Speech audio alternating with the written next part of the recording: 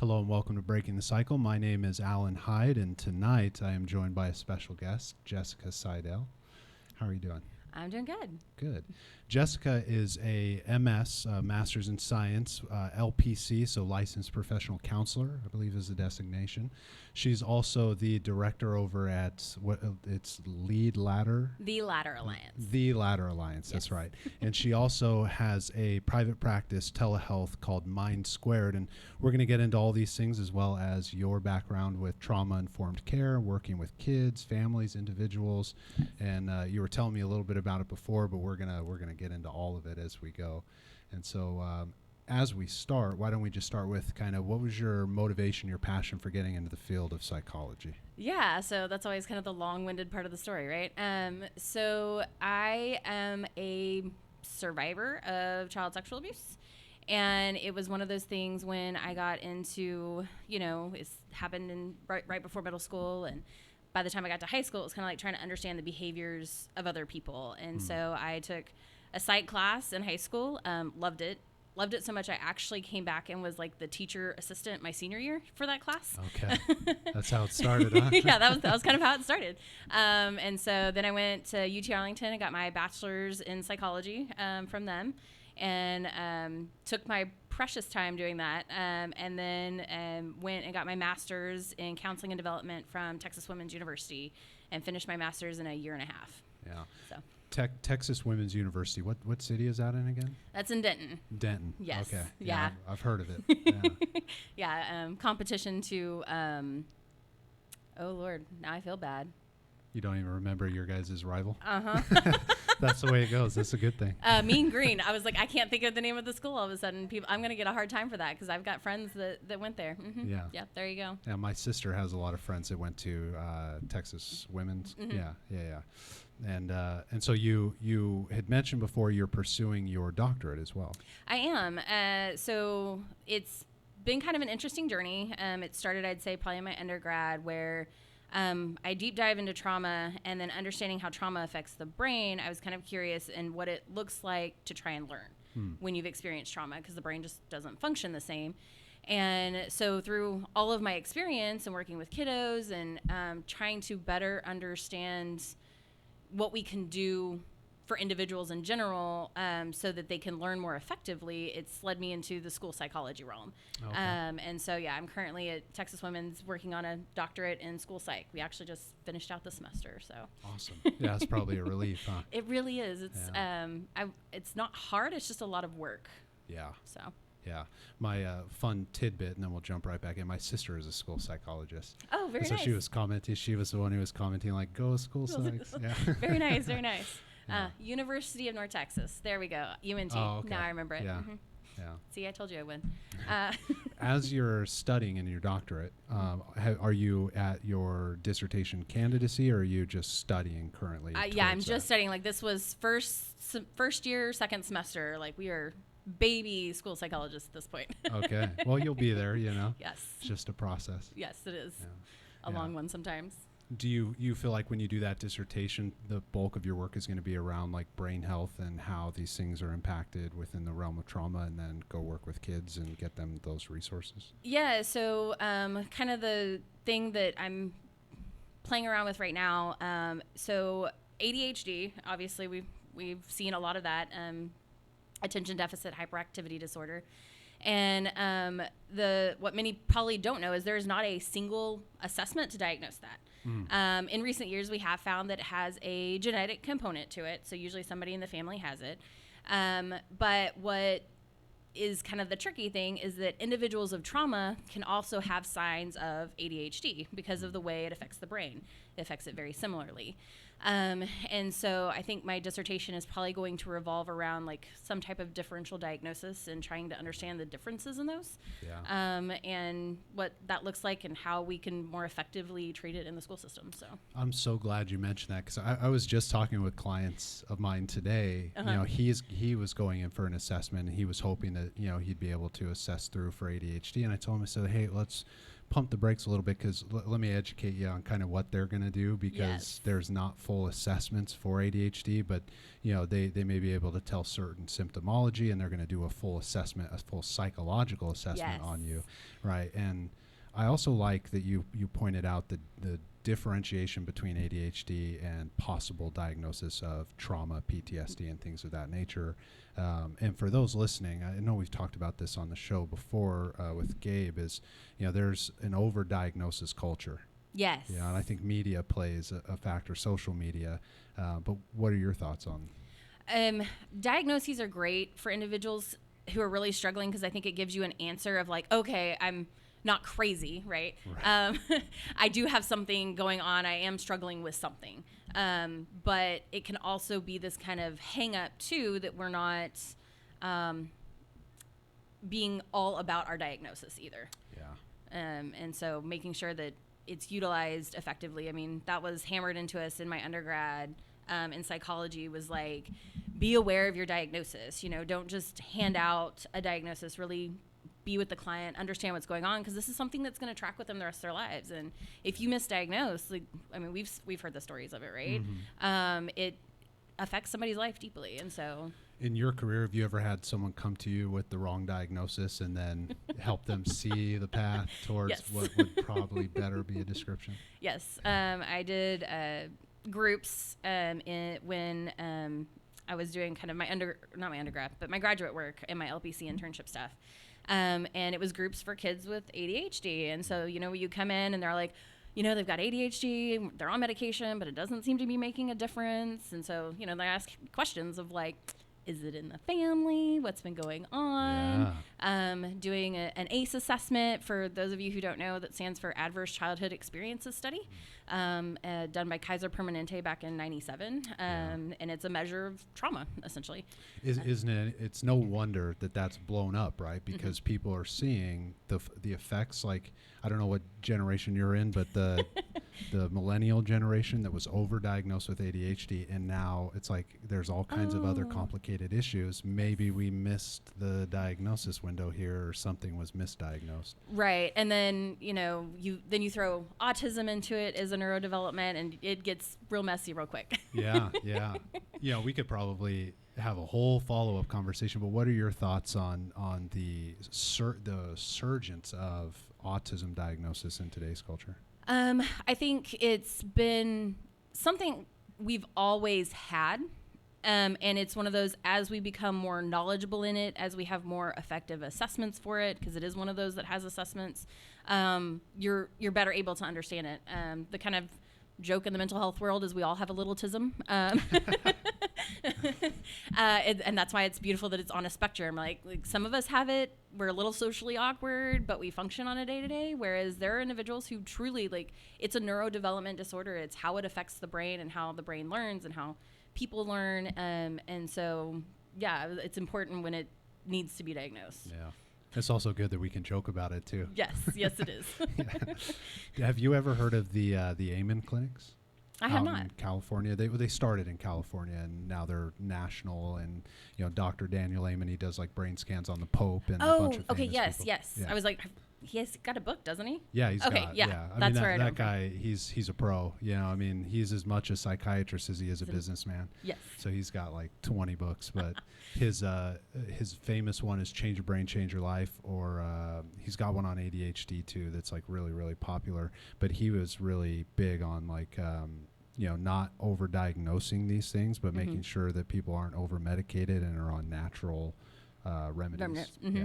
Yeah, because I'm sure most people have read about how, our diets and our food affect behavior in kiddos. And so, especially those with ADHD, and sometimes you can kind of manage some of those behaviors by just kind of changing the diet. So, especially for parents who are concerned about sticking kids on stimulants and other medications. Yeah. And you work with kids currently, right? Not currently. Okay. I have in the past. It's a little hard to do telehealth with like 5 and 6 year olds. That's a fair point. Yeah, touche. Especially when play therapy is really the most effective, because language skills just aren't there yet for describing what you're feeling. Yeah. Let me ask you this, because I get a lot of questions. I work with adults, and I always have in my career, except for my internship when I worked at a continuation school. But my population is adults, and so they always have questions about their kids. Yes. And I know some of them are listening to this podcast. And so what would you say when a parent is kind of reaching out and saying, hey, my kid is starting to have some problems. What might I do? What would be the best route to get them some support? I know it's generic, right? Because you and I know it can get real deep real quick. Oh, yeah. What would be kind of your first recommendations? I mean, for me, depending on kind of what you're experiencing, right? And so if you're having behavioral issues, a lot of it's going to be that ABC method, like the antecedent, the behavior, the consequence. Like, where's the kid developmentally, right? Are we at a point where we're pushing boundaries, we're trying new things, we're going to say no to mom and dad? And it's like, okay, so then are mom and dad setting effective boundaries, right? Setting effective consequences for those behaviors. Looking at kind of just basic things is usually where I start. And then as we try those things and you're all like, well, I've tried this, I've tried that. The thing you have to understand most is that for adults, it takes about 28 days for a new habit, right? Yeah. For kids, you're talking like 6 weeks. Then you're going to see growth and then regression. And if you are trying something new and you have a baby, you move, you lose your job, something major or drastic happens, you're going to see a regression in that behavior happen. And so when you're working with your children and you're trying to make change, I'd say the biggest thing is being patient, and understanding that they're not little adults. Right. And they're going to need lots of repetition. Yeah. In whatever you're trying to do. That's a big one. And it's like, go figure, you have a conversation with a therapist, they start saying the right things, and this is a big one, I think, for those who are listening, who are looking for support on this. Our kids, the children in our communities, are not little adults. I loved that. Yeah. I thought that I think that's so important to hammer home. Yeah, I mean, because my daughter's 6, and she says some things sometimes that you're all like, all right, like you get things, like you have this whole opinion and but at the same time, like, she's 6. Yeah. She hasn't taken all the advanced courses I have. She doesn't deal with the day-to-day stressors that I deal with. She has some social drama, don't get me wrong, but she didn't know how to navigate most of that yet. Yeah. And so, when she's having the meltdown because, Susie doesn't want to be her best friend for the 3rd time this week, like, be patient, be understanding, help her understand that, it's okay to feel sad. I love to tell parents, like, we accept all emotions, just not all behaviors. Yeah. It's okay to be angry, but it's not okay to slam the door. Right. Yeah. It's a good point. We accept all emotions, but not all behaviors. I think, a lot of times we, as adults, we get so wrapped up in our emotional experience, overthinking that emotional experience. And, I'm sure if we polled the average person, they're not going to put it into even emotional terms. No. And so, drawing that distinction so simply, I think will be really helpful for people. Yes. The average person does not have the language or the emotional vocabulary they need to express themselves. Not to mention the generation of us who were told, like, suck it up, pull it up by your bootstraps. Right. We don't talk about that. Yeah. And so we haven't really learned how to effectively express ourselves in many situations. Do you think that landscape is, like, genuinely changing? Yeah, with the Zennial, millennial generation, you're definitely seeing a shift. Even in your millennial parents and the way that they parent, like, the questions I get are different than when, even 10 years ago I started doing parent education. It's just the way we're trying to handle emotions, the way we're trying to parent is very different. And I think it's because of how we were parented. I talk to people like, you parent, your parents parented, your grandparents parented as best as they knew how. Yeah. Unless they wanted to do it differently. And that's what you're seeing is people who are like, I wasn't wild about that. I think I'm going to do it differently. Yeah. Yeah. Zennials, is that what we're calling? Yeah. That's for those of you who don't know, that's that older millennial that doesn't really identify. Oh, okay. They feel more in line with, like, the Gen X generation, because they still were, like, maybe had boomer parents, later stage. Gotcha. Latchkey kids. I learn something new every day. I did not know this term. That's cool. Yeah. That's good to know. And it's probably your individuals between the ages of, like, 35 to 40-ish. Yeah. Yeah. Fair enough. Kind of like that 85 and above. Yeah. In your practice, is that kind of typically what you're working with these days, adults ranging in like early to late adulthood? Yeah, so I always say like the niche that found me, because I'm not seeking these individuals, is I work a lot with females, typically in their mid to late 20s, struggling with anxiety, parenting issues, ADHD, bipolar disorder, OCD, and then like the issues of being a woman in the world. Yeah. Yeah. Most of the So time. our demographic, when we look at it, it's mostly female listeners. So ladies, if you're watching this, and we're going to plug this a little bit later and we'll get into talking about this, but Jessica also does work with Plaid women. Is that how we? Yeah, Plaid for women. Yeah. Mm-hmm. And so we'll have that plugged, but her articles that I'm going to pull up here in a little bit and we'll talk about are wonderful. And I think she really does have a grasp on just kind of what the female experience is.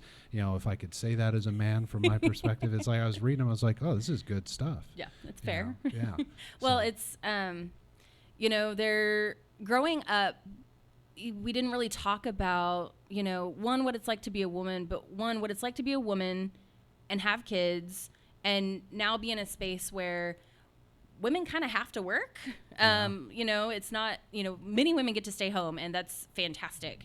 But that's also really hard. It's got its own job.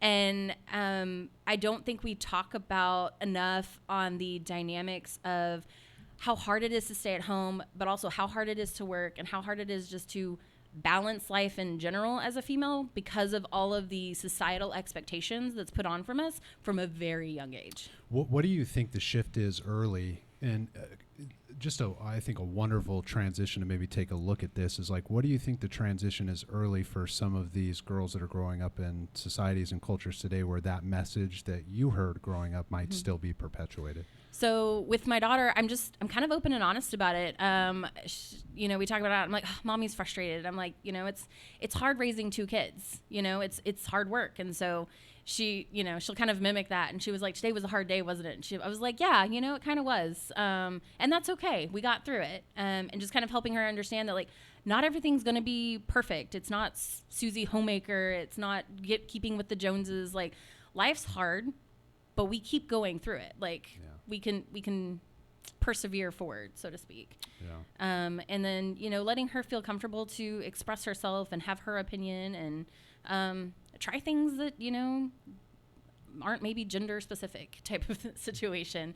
Let her go play in the mud and get dirty and, she wants to race cars and pick up worms or, at one point she wanted to be as she said, she was like 3. She's like, I want to be a biologist. I was like, what's a biologist? She's like, the people that study plants. And I was like, a biologist? She goes, yeah, that one. Yeah. Nice. And then we wanted to be a hairstylist. And now we want to be, I think it's a ballerina. I don't know. We're really into Monster High right now. Like that's a thing, which for those of you that don't know, Monster High is a thing. It's great. I like it. It talks about diversity and stuff like that. But it's like a TV show, right? I think it's it started out as a cartoon, and then Disney's grabbed it. Or no, is it Disney or Paramount? Don't hold me to that one, folks. But they now have 2 movies out. Oh, okay. Yes, and they're, as my daughter calls, live action version. So they're like real people in the movie. Oh, okay. Because it's not animated, like it's live action. Interesting. I've heard of this Monster High. I've just never. Yes. I'm probably not the demographic. 30 something bearded man. Probably not. No, not really. Not what they're looking for there. And so it's what she's gravitated towards. It's. I don't know, it's different. Yeah, and I think you've put some of these things really simply, and I like that because there's a lot of convoluted information when it comes down to basic stuff. It's like, when I think of my little sister, right, she is smarter, better educated, in her domains was a better athlete. It's like she also played in the mud and would play with the boys growing up. We didn't exclude her from anything. She's 5 years younger, and then somewhere, I think in the last 10 to 15 years, it started to get political in the landscapes around these discussions that are really just straightforward stuff where when you have a brother or a sister, the lines are blurred. You can identify with whatever you want to do, and you're going to be better than each other at certain things, and that's just the way it is. Amen. Yes. Yeah. I'm the oldest of 5 and the only girl. So I have 4 younger brothers. And being the oldest, you know, there's always certain privileges, right? Like you get to stay up later, you get to do all the fun things. Sure. But I'll never forget, we hit high school and I was like, hey, you know, I'm going to go hang out with some friends. And my dad was like, well, you have to be home at 10. I was like, what time does John have to be home? Well, midnight. Why do I have to be home at 10 and he gets to be home at midnight? Like, I'll be home when John's home. Yeah. So, you know, just kind of being aware of not creating those double standards, you know, equal is not fair, that kind of thing. Yeah, you know, what is it? Or fair is not equal. Sorry, let me backtrack that. Yeah, I try not to take too hard of a stance on these kind of things. And Gabe and I have had some difficult conversations where we just hash some stuff out and solve from different perspectives. And, you know, it's like on the equality thing, it's like, you know, it doesn't need to be complicated. No. And when it does become complicated is the political realms. Oh, yeah. When people, you know, put the front-facing camera and get irritated about it versus just having a conversation like you're having, education from your perspective. And thankfully, we live in a day and age where we can just listen and hear each other. And that, Gabe, right, your perspective on this as well, I don't want to speak for you, is just being heard, right? Mm-hmm. Yeah, I mean, it's simply just that. It's being able to listen while also, like, taking in the information. I think a lot of times, like, people will hear you but not really taking it in. Yeah. And so in order to really gauge somebody's perspective, you have to really digest the words that they're saying. So, Yeah. Yeah. Absolutely. That's my take on it. Yeah. Well said. Appreciate it. If there was one, I'm going to put you on the spot with this one. If there was one thing in the field of psychology that if you couldn't do anything else, this is where you would put all your focus. Ooh, that's tricky, because I have like the guilty pleasure of studying. I don't know. I don't know what you really want to call it. But serial killers is kind of like a small fascination of mine. Interesting. And looking at understanding the psychopathy, but also looking at the childhood trauma that they all experience. Yeah. And so, yeah, I think childhood trauma is kind of where I will forever live. It's multifaceted. That's kind of the biggest thing about it is it doesn't present the same way in every person. You know, you can have somebody with an ACE score of 6 who's perfectly normal, whatever that is, functioning in society. How about that? Yeah. And then, you know, you have the one that turns out to be a serial killer, and it's Yeah, especially with you never know who the sociopath is, and that's the dangerous part. Is like you don't know until after, and then it's just they snap, and you can feel it in the room with them. I was telling Gabe years ago I'd worked with a gentleman who had murdered 3 people, and he clearly, like, we were under observation with him because we were doing some assessments back then when I worked at a treatment hospital, and you could just feel it when you walked in the room. I was explaining, like, you know, with different personality disorders, you know, narcissism is really fast, borderline's really fast. You know, the rest of us maybe who have, like, you know, just normal personality traits and features, we're kind of going speed limit. And then somewhere over here off to the right is a sociopath just kind of inching along in a very creepy way. And they assimilate so well because they move so slow. I think that's the scary thing about it too. Yeah, they're definitely able to adapt to all behaviors.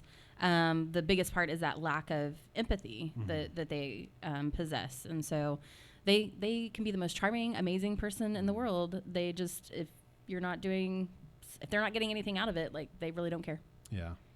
Yeah. So.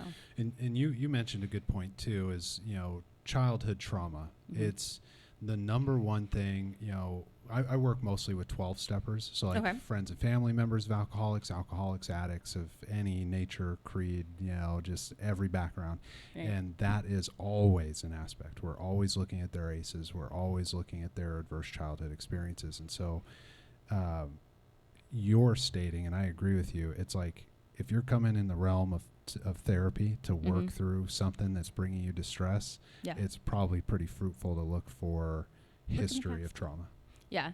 I'm not saying like all things stem from your early childhood and your issues with your mother. Like we don't have to Freudian it, but it definitely, you know, our brain wires very young, right? Like we have 90% of our neurons by age 3.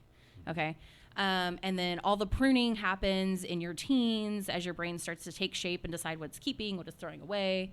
And so if you're not looking at that, you're missing a very significant piece of the brain development everybody's experienced in very key years. And so if you experience something during those years, that's that's what came out of this ACEs study, is that individuals who experience high ACE scores, it literally changes your genetics and it changes your brain matter. And so it changes the way you cope with things at a very early age. And so, like for, you know, addicts who start things in their teens, like it shapes how the brain copes with stuff. And so you have to kind of look at some of these things. Yeah. And what are some of your just kind of go-tos when you're working with people when you start to notice that they need just straight up coping skills in whatever version of the work that you're in with them, whatever phase, knowing that this is just part of it? Mm-hmm. What are some of the like go-to coping skills that you really like as a clinician? So I talk to all my clients about breathing, and anybody you have come in, they're like, oh, breathing. And I'm like, but it's legitimate. You know, when you are struggling, when you are, especially, you know, when we talk PTSD and that panic or anxiety starts to set in, you create your own biofeedback because shallow breathing starts, racing heart rate. And so if we can remember just to breathe, we can slow all that down and kind of take more control and feel less out of control in that moment. Grounding techniques are also one of my favorite things, recognizing the here and now, being present in the moment, which then brings you to mindfulness activities, to be more aware of yourself, because we kind of ignore ourselves a lot. And if you've experienced trauma and you've always had to maybe take care of a parent or take care of a sibling, we put ourselves on the back burner, and we're not it's like, oh yeah, my stomach hurts, but it's fine. It's like, stop, wait a minute. Let's backtrack that. Pain tells us something. So what's going on? Yeah. We, my therapist always tells me, she says, you know, everybody has to feel. Mm-hmm. And when we run from it, and I'm a dude, so I got real good at running from my emotions. Yeah. And, but we're always going to act it out. You know, sometimes people do it in really productive ways. Sometimes people do it in really destructive ways. But either way, we're acting out the emotion. Yes. And so it's important to be aware of yourself, because in that awareness, you can recognize the triggers that are setting you off, because that's kind of where those maladaptive coping mechanisms started, is that you kept getting triggered by something and you didn't like the way it felt. And so we're leaning on things that aren't helpful to deal with it. And so, you know, it's functional until it's not, right?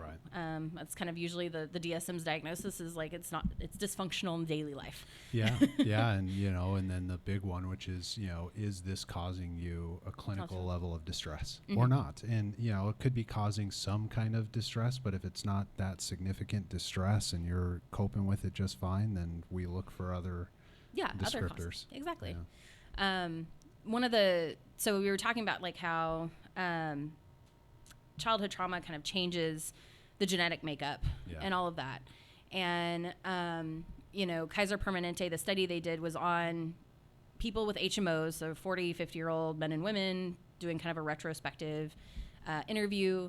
And these ACEs tell us that, you know, it has true medical consequences in what we experience. And the research shows that, you know, individuals who have an ACE score of 4 or more are 12 times more likely to have an epigenetic marker. And so for those who don't know what epigenetic markers are. For those who don't know. Yeah. So an epigenetic marker is essentially like the on-off switch for your gene. So think of it as like a light switch, right? And so what happens is that for individuals who are, you know, predisposed to a genetic condition. So you're not going to have some random show up. I mean, it happens, but it's not as likely. But if you're predisposed to a genetic condition in your family, having an ACE score makes you at significantly increased risk of having this disorder. And so I'll never forget, I was teaching a parenting class, caring for the traumatized child. And I had a grandma who was taking care of her 2 grandchildren, who had been their mom had been taking care of them, but there were men in and out of the house. There were drugs involved, all of that. And she was saying, as I'm telling her this information, she goes, I may need to follow up with the doctor on her youngest grandchild, who was like 3. And I was like, really, why? And she was like, well, there's a kidney condition in the family. And he, was starting to show signs, but he's 3. And like the signs, I guess, don't usually come around to like they're 8 or 12 or older. And I was like, you might go back and talk to the doctor and really have a deeper discussion on what it, if it is this kidney disease that's causing the issue, to get treatment, potentially started earlier, because, I think whatever it was preventable, that kind of thing. Yeah. Of course, in the world of parent education, like they went on their way and I have no idea how that ended, but I hope for the best. That's part of the tricky part of being a therapist is you impart the knowledge and the wisdom and you hope they do it. And unless you're doing long-term work, you don't really find out. You don't always get the ending. Sometimes it's kind of like you terminate and they're good. And if you don't hear again, you're assuming things went well. Yeah. I always point my clients to, who are friends and family members of alcoholics is we have research on the Al-Anon website. And one of the things that they started to find was precisely what you were talking about with like genetic markers of people dying of, just random illnesses, stress-related illnesses really later on in life. And then they started to make a connection to, the generational alcoholism. Oh, yeah. Yeah, and the stress and trauma that happens in the family that genetically wouldn't have been described any other way as to why this person developed this disease. And so there's a lot of different angles here. But I think moral of the story, too, is like if your child is struggling or suffering, getting an ACE assessment is probably a great idea. Yeah. Nadine Burke is kind of the doctor that has taken this on in California. Yeah. And she has 2 books. The Deepest Well is her first one. I don't remember the name of her second one. She did the TED Talk on ACEs too, Yes, right? yes, she did. She talks about the bear in the woods. Yeah. And yeah, that's gone. There it went. There it went away. But yeah, I mean, she dives into how these medical conditions show up, and then doing this trauma-focused therapy with these children, those that were suddenly that were failing to thrive in some of these neighborhoods, make a huge turnaround. But also like when you start asking, and this is where that like generational thing comes in, where you start asking questions of all like, were your parents divorced? Has anybody ever been incarcerated? Did you ever feel safe in your home? People get weird about answering those questions still. Yeah, and touchy. So,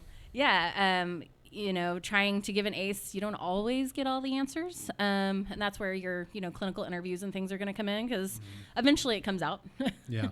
And so, yeah, it's interesting to always get the full picture sometimes. Yeah, and I think if you're in the area listening to this, you're looking for a therapist who gets it, right? We're going to have Jessica plug her information in a bit, but this point you mentioned about the clinical interviews, it's like I work with predominantly grown men, and I work with them for long periods of time because in the beginning I know that even if they're an accurate historian, that they're not telling me half of the picture. No. Yeah, and the puzzle pieces are all scattered around the house, and they don't want to take me in that room yet, Yeah, well, and even sometimes I find with clients is that, your brain's job is to survive and to keep you sane. And when you experience a deep trauma, it will forget things. And individuals, that's kind of one of the hallmarks of individuals who've experienced trauma, is you kind of have gaps in your timeline. Like you can't quite remember things in the exact order. There's almost kind of like holes there. And so it's not abnormal for individuals to come in and not tell the whole story. Or, I mean, I've got clients even who they just struggle to want to say it because it makes it too real. Yeah. And so, it's in any therapeutic relationship or any therapy session, it's about the relationship. And I talk about this with people all the time, is that, if you don't trust your therapist, if you don't feel comfortable with your therapist, you're not going to have effective therapy. And so, it's okay if you don't connect with your therapist. Like, we're humans. We don't all like each other. Right. Right. And so, if you're with a therapist and it just doesn't seem to click and you're not willing to share things, then you know, it might be time to find a different therapist, and that's okay. Yeah, and we'll make referrals. Oh, 100%, yeah. Yeah. What would you say, because when I was a young clinician and hard-headed and finding information like, ooh, I really like this, what would you say to a clinician who took a hard-nosed stance on no matter what the child is going through, it's the parents' accountability or responsibility? How would you, because I needed education on this. I had some really good clinicians that came into my life and shared wisdom with me to kind of soften that a little bit and also help me hold proper boundaries around that, because a lot of that is truth, but there are nuances. How would you impart that to either listeners or just like, and it doesn't have to be anything in depth. I know I'm putting you on the spot. No, you're good. So children are humans, and they have their own thoughts, their own opinions, and their own choices. And so they're not robots. They're not gonna, you know, it's not about how they're being programmed by mom and dad. Believe it or not, sometimes they have their own thoughts of how they think things should go too. You know, your strong-willed children are the best example of this, as they're like your little lawyer negotiators, right? You're all like, okay, you can choose this and this. And they're like, well, what about this? And you're like, well, hell, I didn't think about that one. Yeah.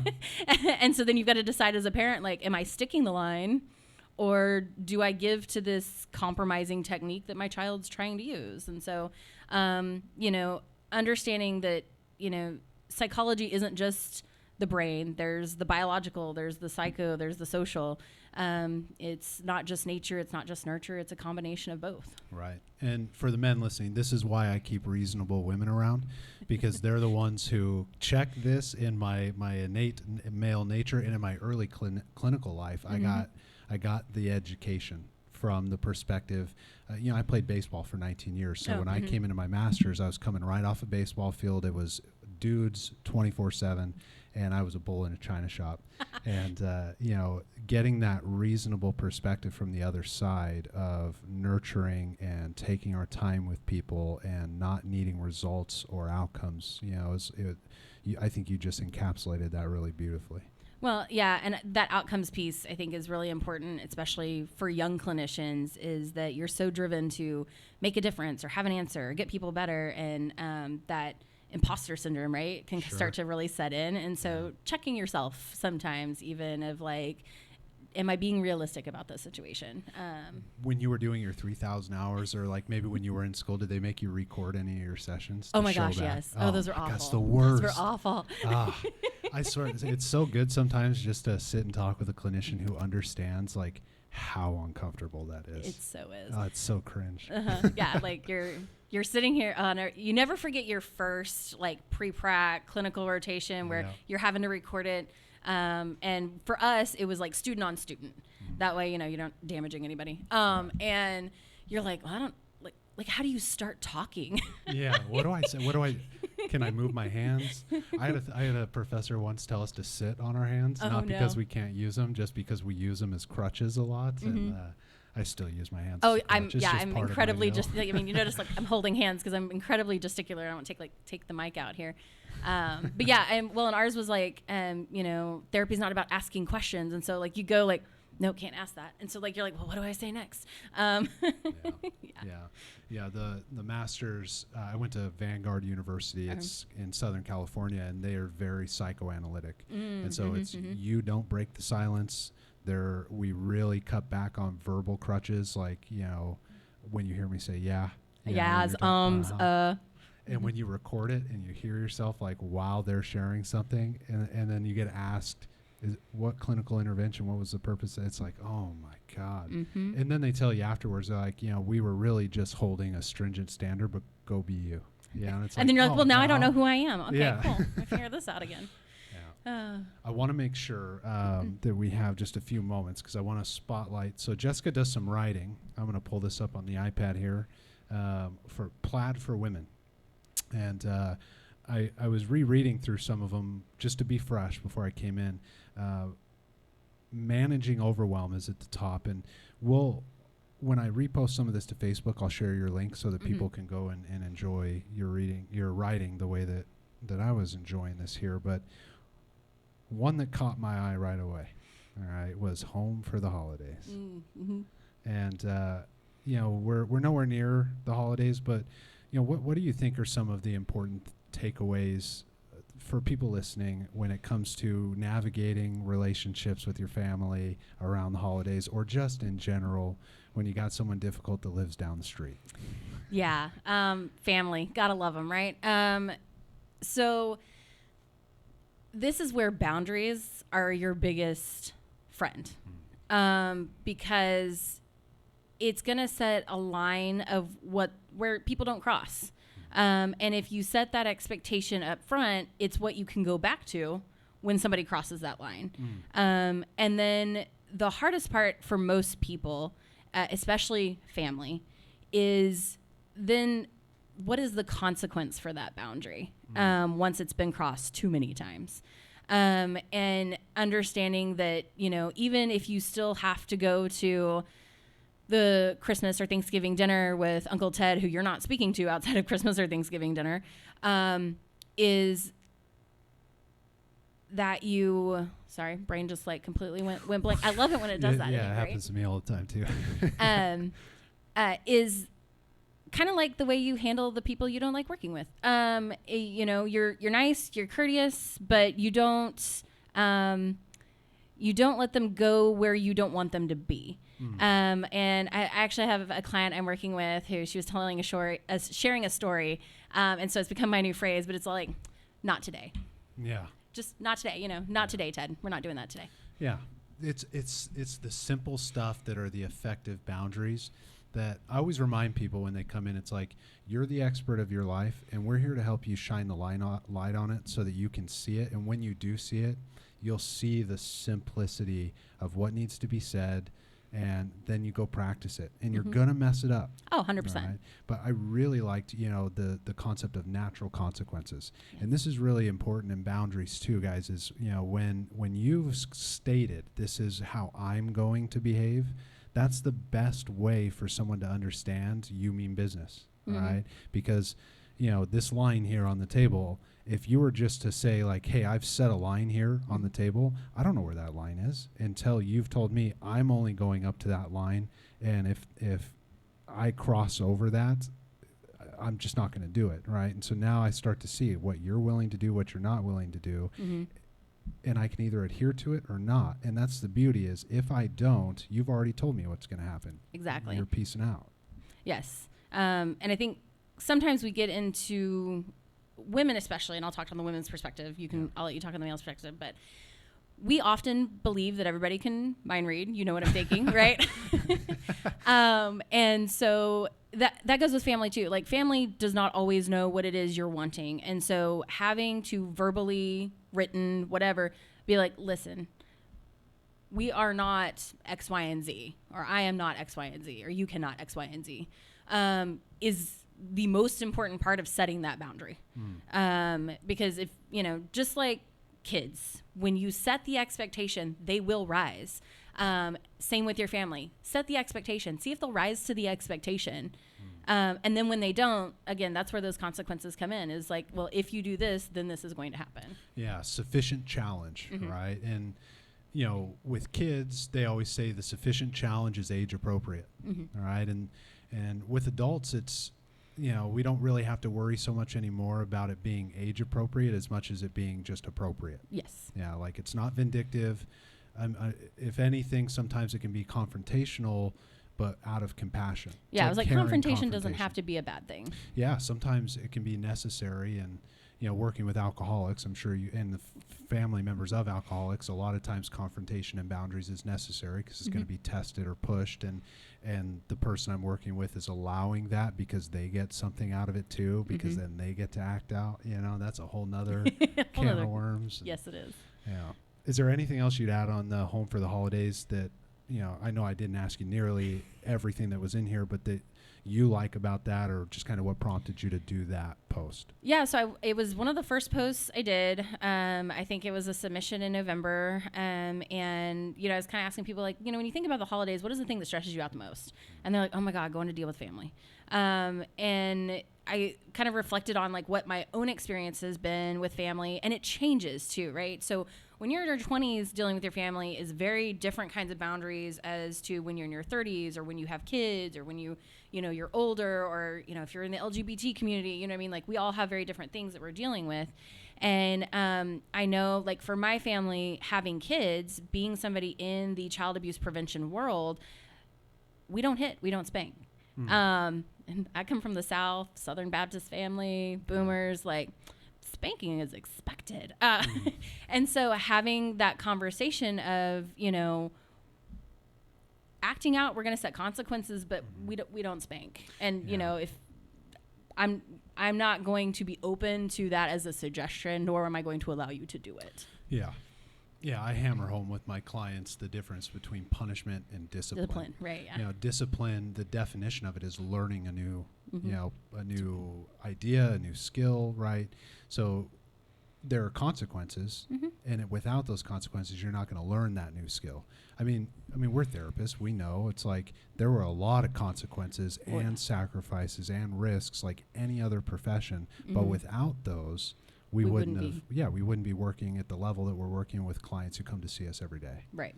Yeah. No.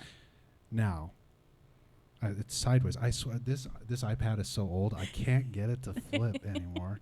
But gosh, you've got like 4 or 5 here, just the ones I'm looking at, and I want to ask you about all of them, but I want to be cognizant of the time because they were great. Finding a play mindset. Let's go with that one. Yes. Yeah, because the other ones they're serious ones, and they have really great nuggets, and we're going to share so you guys can read. But this one I'm a goofy guy. I'm a silly goose. When I saw this one, I was like, I gotta read this one. So tell us about your post on the play mindset, and just give us a tidbit of what goes on in that post. Yeah, and I don't quite remember what the prompt was, but I'm a play therapist. I work with kids, plays, all that we do. And there's actually research out there that talks about just playing for like 15 minutes can reduce your stress levels by like 50% or something like that. Like, it's ridiculous. But as adults, what is the one thing we don't do? Play, right? Yeah. And I think it's because we see it as childish. But play doesn't have to be like hanging out on the jungle gym, swinging from the monkey bars. Because let's face it, as you get closer to 40, that is not a fun thing to do. No, it's not as easy as it once was. No, it isn't. And for some of us, we might be too tall for it at this point. And so finding the things that bring you joy, right, that you enjoy doing, and making time for them. Because we often push these things off because we see them as not important or, not productive. And honestly, the best thing you can do for yourself is have unproductive time. In whatever it may be. And I think the article kind of goes into, like for some of you, like fishing can be playing, doing shopping or styling designs can be playing.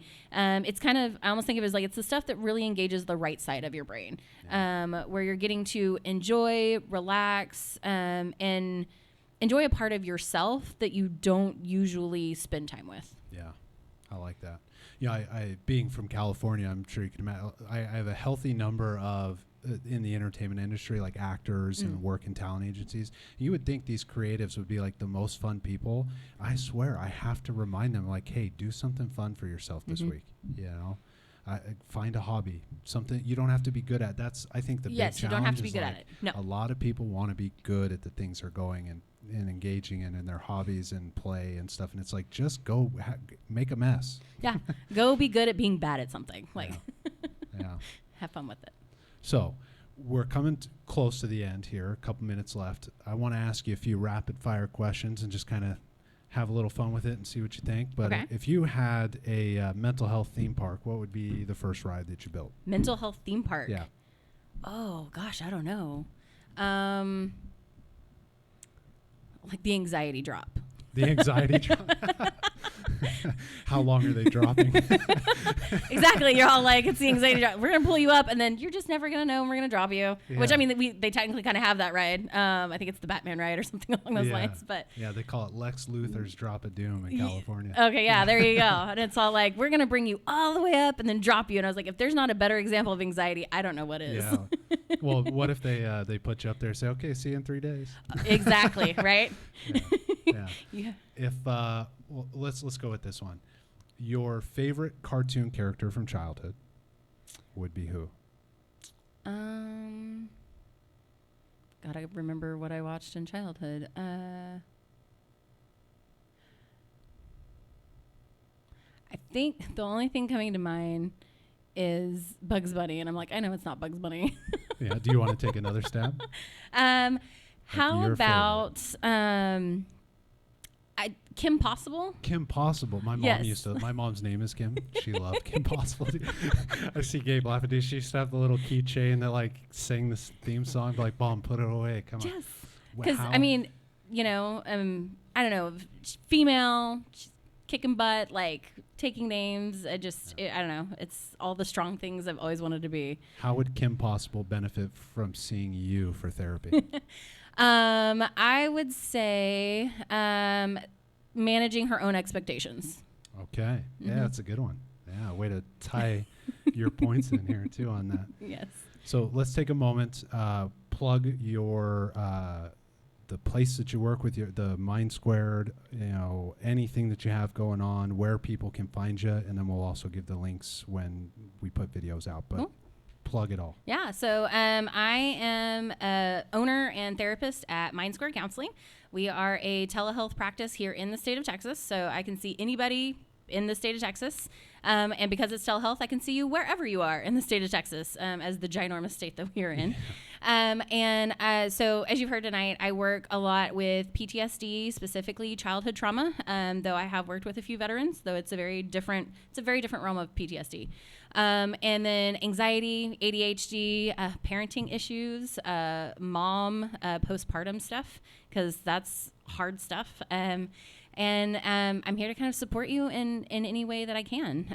I've got lots of resources, and then I'm working on all kinds of new things as they come up. Yeah. So, And if you're open to it, we'll have Jessica back on at some point in the future to update us.